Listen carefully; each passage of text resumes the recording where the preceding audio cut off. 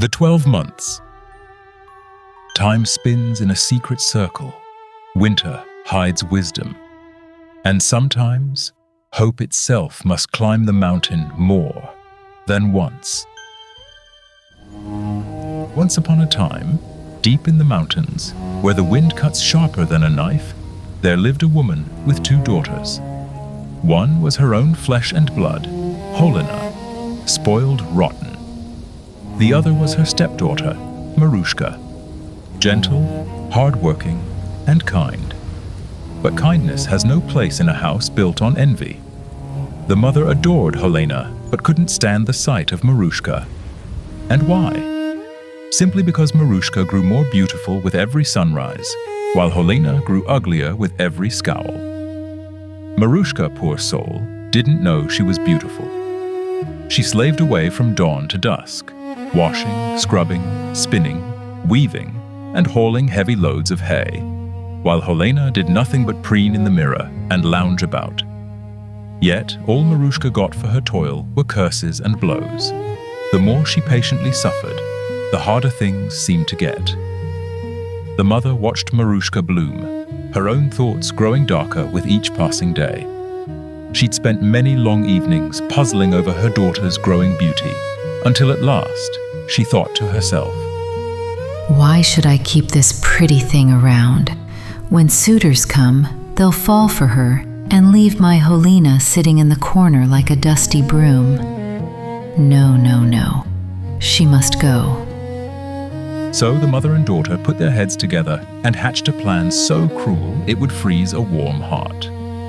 One day, not long after New Year's, when snow piled high as the roof and the frost bit hard, Holena decided she wanted fresh flowers. Ugh. You there, lazy creature! Holena barked from her warm spot by the stove. Go up the mountain and pick me a bunch of violets. I want to smell them right now. Oh God, sister, please. Marushka cried in disbelief. Have you lost your mind? Violets don't grow in snowdrifts. It's the middle of winter.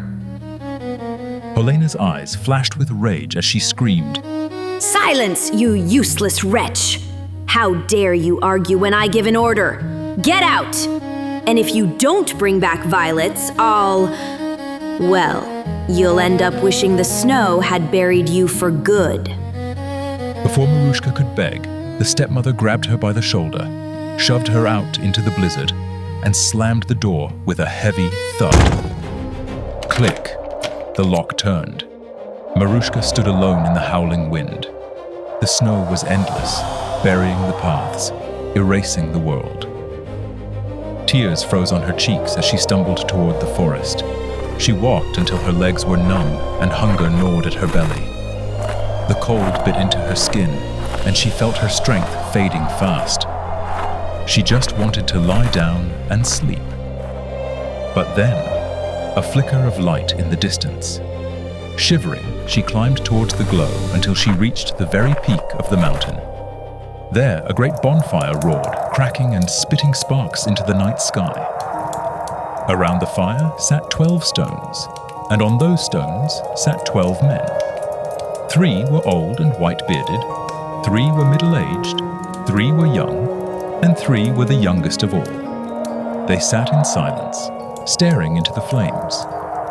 These were the 12 months. High above them all, on the tallest stone, sat Great January. His hair and beard were white as snow, and in his hand he held a mighty staff. Marushka froze in fear, but the warmth of the fire pulled her in. She stepped closer, her voice trembling. Kind sirs, please, may I warm my hands? The winter is shaking the life out of me. Great January turned his ancient eyes upon her and asked in a voice deep as a cavern, Why have you come here, little girl? What are you looking for? I am looking for violets. she whispered. But this is no time for violets. Just look, all around us is only snow. I know, sir, I know. But my sister Holena and my stepmother threatened to kill me if I come home empty-handed. Please, kind sirs, tell me, where can I find them? Great January stood up. He walked to the youngest month, handed him the heavy staff, and said, Brother March, take the high seat. Young March leaped onto the highest stone, lifted the staff above the fire. With a single swing, the flames shot up high. Snow vanished like steam. The earth turned dark and rich. Buds burst open on the beech trees, and the grass turned emerald green. It was spring, and there, hiding under the leaves like shy eyes, bloomed thousands of violets. March called out, urgency sharpening his voice. Quickly, Marushka, pick them quickly. Overjoyed, Marushka plucked a huge bouquet.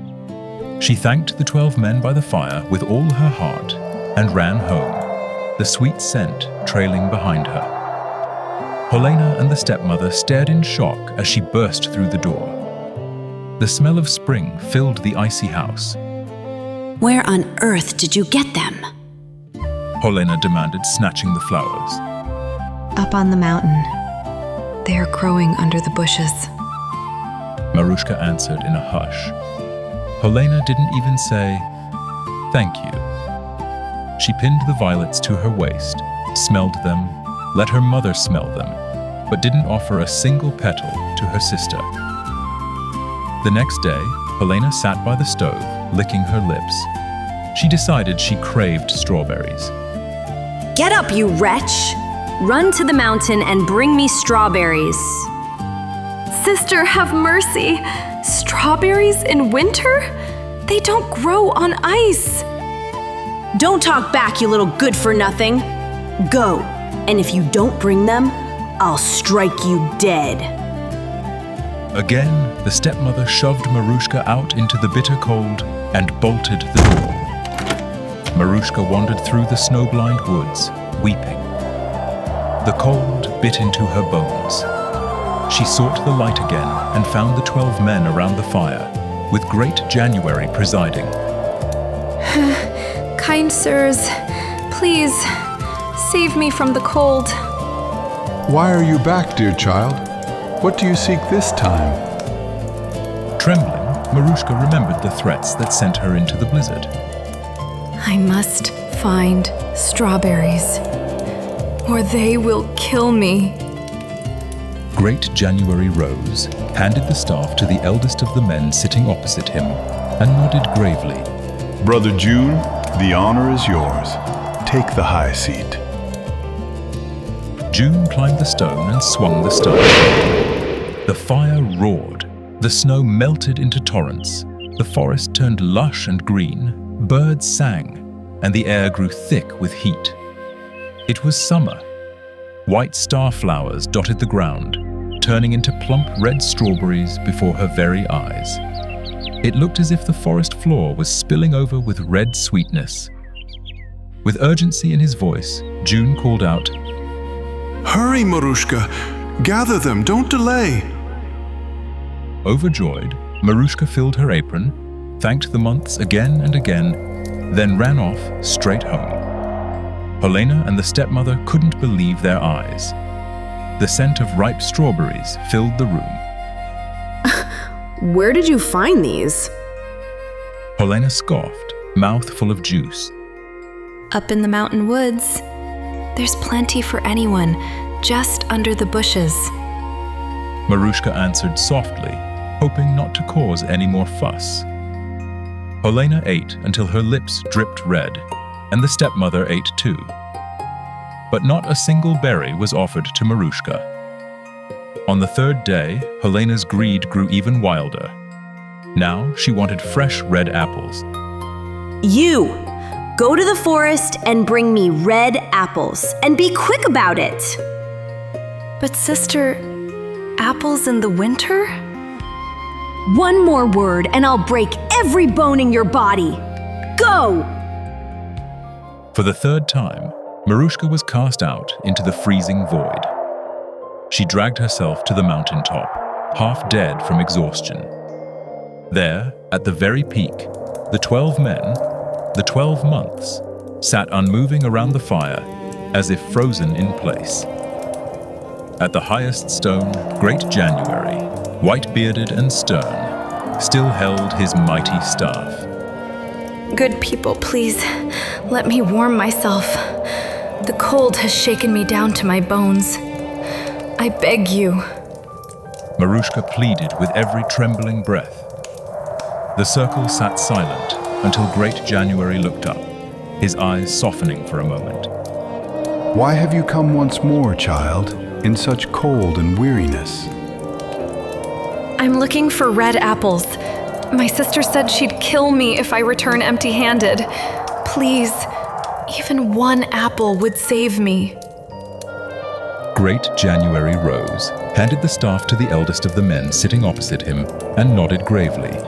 Brother September, the honor is yours. Take the high seat. September climbed up and swung the staff. The fire flared red. The snow didn't melt, but the air turned crisp and cool. The leaves turned gold and brown, falling like dry rain. It was autumn. Marushka looked up. There was one apple tree, and near the top, red apples glowed like lanterns. Shake the tree, Marushka. Shake it quickly. She shook the tree. One apple fell. She shook it again. Another fell. That is enough. Hurry, Marushka. Catch them, and off with you now. She scooped up the apples, bowed gratefully to the months, and ran home as fast as her legs would carry her. At home, Holena and the stepmother were stunned. Where did these come from?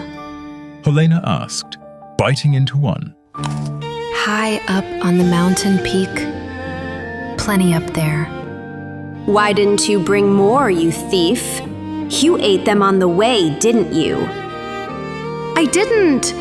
I swear. I shook the tree twice, 2 fell, and they wouldn't let me shake it again. They chased me away. Kuh! May lightning strike you! Holena's hand shot out, but Marushka ducked and scampered off to hide in the kitchen. Holena bit into the apple with greedy glee, red juice running down her chin. It was the sweetest thing she'd ever tasted. Soon she and her mother gobbled up both apples with such gusto you'd think they hadn't eaten in days, never offering Marushka a single bite. Holena wiped her mouth and hissed, Mother, give me my fur coat. I'm going myself. That silly little wretch would have gobbled everything anyway. I'll strip that whole tree bare, and no storm will stop me. She bundled up in every fur and shawl she could find, all the while shouting and grumbling, and stamped out the door with storm in her eyes. Her mother wrung her hands at the threshold, calling after her, but Holena only tossed her head and charged deeper into the snow. The snow was deep, but her greed kept her warm. She wandered, stumbled, her hunger for apples driving her ever further, until at last she spotted a distant, magical glow. She didn't bow. She didn't ask politely. She just marched up to the fire, warming her hands as if she owned the place. Why have you come? What do you seek? The silence was broken by Great January's frosty question. Not a word of greeting. She just sneered back, defiant as ever. Why do you care, you old fool? It's none of your business where I go or what I want. She turned her back on them and headed for the forest, as if the apples were already waiting there just for her. Great January's brows knit together in a terrifying frown.